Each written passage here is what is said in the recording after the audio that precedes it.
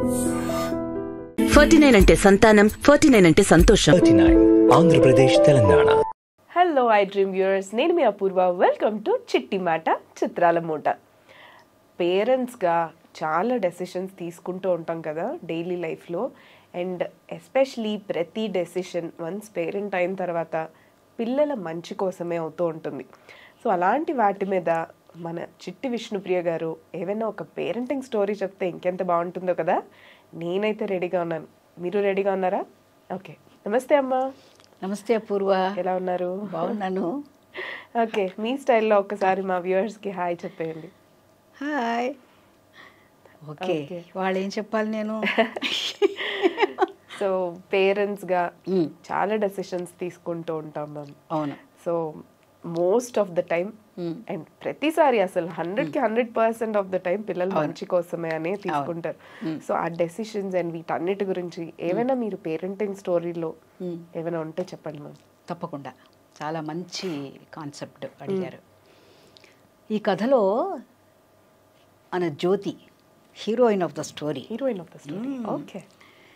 వివాహానికి ముందే, పేరెంట్ అవడానికి ముందే ఒక డెసిషన్ తీసుకుంది. ఓకే. గట్టి పట్టు పట్టింది. Very determined already. చాలా గట్టి పట్టు పట్టేసింది. ఓకే. జ్యోతి తల్లిదండ్రులకి ఒక్కతే అమ్మాయి. విపరీతమైన గారాబంతో పెంచారు. చక్కగా ఉంటుంది మనిషి, నాజుగ్గా ఉంటుంది. ఇంట్లో పెద్ద పని అది చేయించేది కాదు వాళ్ళ అమ్మగారు. తర్వాత వివాహం అయిన తర్వాత ఎలాగో చేసుకోవాల్సి వస్తుంది కదా వంట అది. ఇప్పుడు ఎందుకులేమ్మా నువ్వు, నేను చేసి పెడతానులే అని ఆవిడ చేయించలే. ఇటు వివాహం అయింది, ప్రేమించి వివాహం చేసుకుంది. అతని పేరు రమేష్. ఓకే. ఇద్దరు కూడా ఐటీ ప్రొఫెషనల్స్. ఒక ఐటీ కంపెనీలో పనిచేస్తున్నారు, ఎంఎన్సీలో. సో ప్రేమించుకున్నారు, ఇద్దరు వివాహం చేసుకున్నారు. రమేష్కి తెలుసు వంట రాదు అని. ఆ అబ్బాయి కూడా ఈ కాలం పిల్లలు కదా, మనకి స్విగ్గీ ఉందిగా, ఎందుకులే వంటగదిలోకి పోకు అని చెప్పే అబ్బాయి. సరే, వివాహం అనంతరం ఇద్దరు కూడా చక్కగా ఆన్లైన్ ఫుడ్ తెప్పించుకోవడం, తినడం, ఎంజాయ్ చేస్తున్నారు. ఆఫీస్ నుంచి వస్తూ వస్తూ చక్కగా ఎక్కడో అక్కడ ఒక చోటుకి వెళ్ళి, ఒక హోటల్కి వెళ్ళి చక్కగా ఇద్దరు ఏం కావాలంటే తినేస్తారు. ఆదివారాలు ఎప్పుడైనా కాస్త అన్నం పడేసి బోర్ కొడుతుంది కదా, అన్నం మాత్రం కుక్కర్ ఎక్కించేస్తుంది, రైస్ కుక్కర్. మన జ్యోతి రైస్ కుక్కర్ ఎక్కించేస్తే రమేష్ కూడా ఎక్కించగలడు. ఎవరో ఒకళ్ళు రైస్ కుక్కర్ ఎక్కించేస్తారు. వాళ్ళ అమ్మ ఇచ్చిన కందిపొడి, పొడులు, ఆవకాయలు, బండ పచ్చళ్ళు, వాళ్ళ అత్తగారు కానీ అమ్మ కానీ ఇచ్చినవి ఉంటాయి కదా, అవి వేసుకుని చక్కగా హాయిగా తిని ఆదివారాలు, వీకెండ్స్ అలా ఎంజాయ్ చేస్తూ ఉంటారు వాళ్ళు. సరే, మరి 1 year ఇలా ఎంజాయ్ చేశారు కదా, మరి ఇద్దరు డిసైడ్ చేసుకున్నారు ఏమని, సరే మనం ఇంకా కాస్త పేరెంట్స్ అవుదామని. ఇంకా అనుకున్నారో లేదో ఒకరోజు సాయంత్రం ఇద్దరు శనివారం పూట టీ తాగుతూ కాస్త పక్కన హాట్ పక్కన పెట్టుకుని పకోడీలో పెట్టుకుని తింటూ, రమేష్ నేను ఒక పెద్ద నిర్ణయం తీసుకున్నాను రమేష్ అనేది. అదేమిటి, ఏం నిర్ణయం తీసుకున్నావు? మనం we're going to become parents కదా. తప్పకుండా, దానికి సంబంధించే నేను ఇప్పుడు నిర్ణయం తీసుకున్నా. ఓకే. అవునా, అదేమిటది? నేను నా పిల్లలకి బయట ఫుడ్ పెట్టను. అబ్బా, పెద్దగా నవ్వాడు రమేష్. నవ్వుతూనే ఉన్నాడు పగలబడి. మనం రోజు చేసేదే అది, బయట ఫుడ్ పెట్టనంటున్నావు ఏమిటి అని. ఎందుకలా నవ్వుతావు నన్ను చూసి అని చిన్నపుచ్చుకుంది. ఊరికి ఎందుకలా నవ్వుతావు నన్ను చూసి, నా పిల్లలకి నేను పెట్టను. స్విగ్గీ డే అని ఒక రోజు పెడతా, 15 రోజులకు ఒకసారి, that is called Swiggy day, అంతే. ఆ రోజు పెడతా, లేకపోతే మనం బయటకు వెళ్తాం కదా అప్పుడు పెడతా. నాకు నిర్ణయం తీసేసుకున్నాను నేను. నీకు అసలు ఆ అన్నం పడేయడం తప్ప ఇంకేమి రాదు, కందిపొళ్ళు వేసుకు తినేదానివి నువ్వు, వీకెండు ఎందుకు ఇలాంటి నిర్ణయాలు తీసుకుంటావు? టెన్షన్ పడకు, నా మాట విని జ్యోతి, ఇవన్నీ అయ్యేవి కాదు. ఇవాళ నిర్ణయం తీసుకుని రేపు ఇంకోటి చేయడం అలాంటివన్నీ ఎందుకు?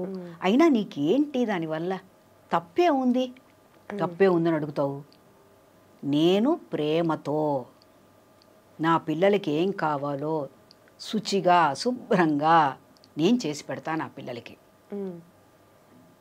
నేను చేస్తే ప్రేమ ఉంటుంది దాంట్లో. నువ్వు చదువుకోలేదా? నువ్వు చదువుకున్నట్లేవు, విను నేను చెప్తుంటే. నేను చేస్తే అమ్మగా ప్రేమతో చేస్తాను. ఒక ముద్ద తక్కువ తింటే నా బిడ్డ ఎక్కువ తినాలని ఇంకొంచెం ప్రేమగా కథ చెప్పి పెడతాను. నాకొద్దబ్బా ఈ బయట ఫుడ్డు, బయట నుంచి అవన్నీ నాకు ఇష్టం లేదు, నేను చెయ్యను అంటే, నీకు రాదు కదా, ఏం చేస్తావు? ఈ ఇయర్ అంతా ఉంది కదా.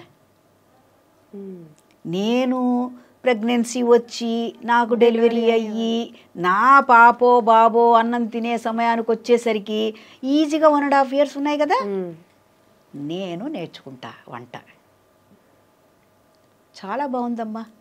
పొద్దు నుంచి సాయంత్రం వరకు పడి కొట్టుకుని వస్తాం ఇద్దరం. ఎప్పుడు నేర్చుకుంటావు నువ్వు వంట?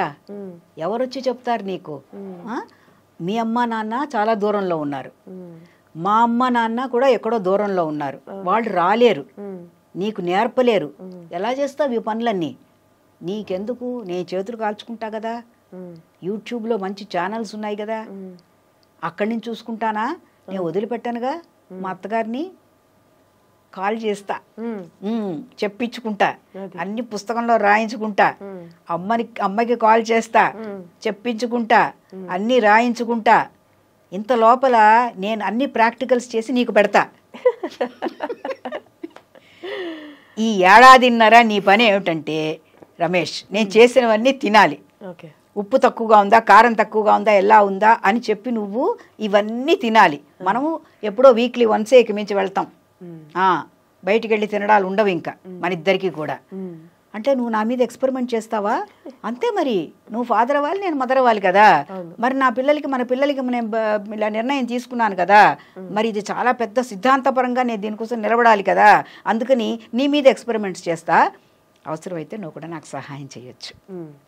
కానీ once for all I have taken the decision అని చెప్పి ఆ పిల్ల గారాబంగా పెరిగినటువంటి పొయ్యి దగ్గరికి వెళ్ళి వంట, కూర ఎలా చేయాలో, పులుసు ఎలా పెట్టాలో, సాంబార్ ఎలా చేయాలో తెలియనటువంటి మన జ్యోతి పట్టిన పట్టు వదలకుండా రోజుకొకటి 2 రోజులకొకటి 3 రోజులకొకటి ఇలాగా ఐటమ్స్ అన్నీ నేర్చుకుంది. వాళ్ళ అమ్మ నాన్న ఒకసారి వచ్చారు, చేసి పెట్టింది. పులిహార దగ్గర నుంచి అలాంటి పిండి వంటలు కూడా నేర్చుకుంది, చేసి పెట్టింది. వాళ్ళు ఆశ్చర్యపోయారు. నువ్వేనా చేసావు అంటే, నేనేనమ్మా.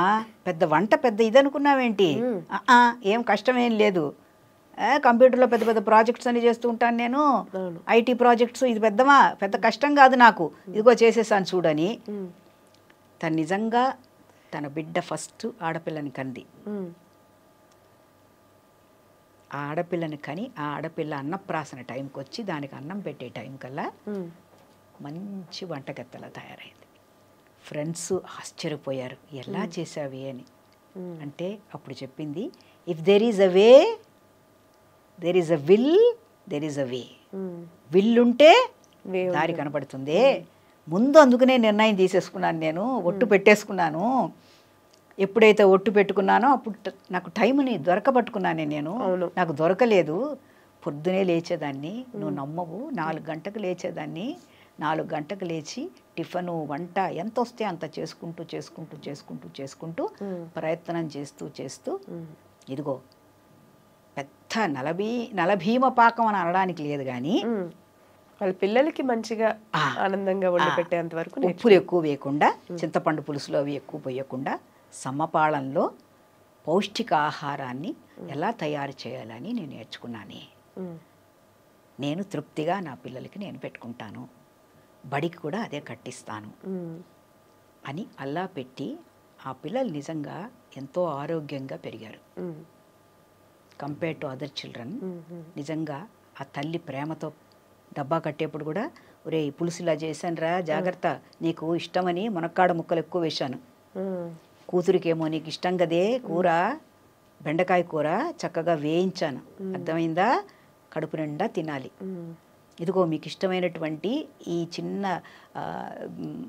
ఇది దాన్ని ఏమంటారు, ఏదో వంటకం చేశాను, పిండి వంట, ఏదో చిన్న ఈజీ పిండి వంట, ఇంటికి రాగానే తినండి బాక్స్లో పెట్టాను అని తను పిల్లల కోసమని ఒక పెద్ద నైపుణ్యతని నేర్చుకుని దాన్ని ప్రాక్టీస్ చేసి దాంట్లో ఒక నిష్ణాతని సంపాదించుకుని పిల్లల్ని ఆరోగ్యంగా పెంచుకుంది. Wonderful ma'am. సాధ్యము కానిదంటూ ఉండదు ఒక తల్లికి. అవును మ్యామ్. ఇందులో ఒక పేరెంటింగ్ పాజిటివ్ ఏమిటంటే అమ్మా, పాజిటివ్ పేరెంటింగ్ అంటాం కదా మనం. అసలు మనం తీసుకునే నిర్ణయము పిల్లల యొక్క ఆరోగ్యానికి సమగ్ర అభివృద్ధికి సంబంధించి ఉండాలి. ఇక్కడ ఈ తల్లి తాపత్రయం ఏంటంటే ఏదో తన మనసులో ఉందన్నమాట, ఆరోగ్యంగా పిల్లలు పెరగాలి అంటే నా చేతి వంట నేను ఇంట్లో నాకు తెలిసి పరిశుభ్రంగా చేస్తాను కాబట్టి పౌష్టిక ఆహారం కూడా అది పౌష్టికంగా ఉందా లేదా అని కూడా చూస్తాను కాబట్టి నా పిల్లలకి అది బలాన్ని ఇస్తుంది, వాళ్ళు ఆరోగ్యంగా ఉంటారు అని నమ్మింది ఆ తల్లి. ఆ నమ్మకం మీద నిలబడి దానికి కావలసినవన్నీ నేర్చుకుని దాన్ని ప్రాక్టీస్ చేసి దాంట్లో ఒక నిష్ణాతని సంపాదించి పిల్లలకి దానిని అందించింది. సో పాజిటివ్ పేరెంటింగ్లో మనం తీసుకునే నిర్ణయాలు కూడా, మనం పెట్టుకునే గోల్స్ కూడా పిల్లల యొక్క సమగ్ర అభివృద్ధికే అది తోడ్పడేట్టుగా ఉండాలి. మన యొక్క కన్వీనియన్స్, మన యొక్క ఆనందాన్ని కొంచెం మనం పక్కకు పెట్టుకోవాల్సి వస్తుంది. మనం కావాల్సిన ఎఫర్ట్ని పెట్టాలి. వాళ్ళకి ఎలా అయితే ఉపయోగపడుతుంది, వాళ్ళ గ్రోత్కి ఎలా సపోర్ట్ చేయగలమని ఆలోచిస్తూ మన డెసిషన్స్ ఉండాలి. అవును, తప్పకుండా మ్యామ్. ఐ థింక్ ఈ మాట వల్ల, ఈ స్టోరీ వల్ల అందరూ కూడా ఆ మాటని గుర్తుపెట్టుకుంటారు. అలాగే ఇంకొన్ని మంచి విషయాలతో మళ్ళీ మిమ్మల్ని కలుస్తాం ma'am. Thank you so much. నమస్తే. బాయ్.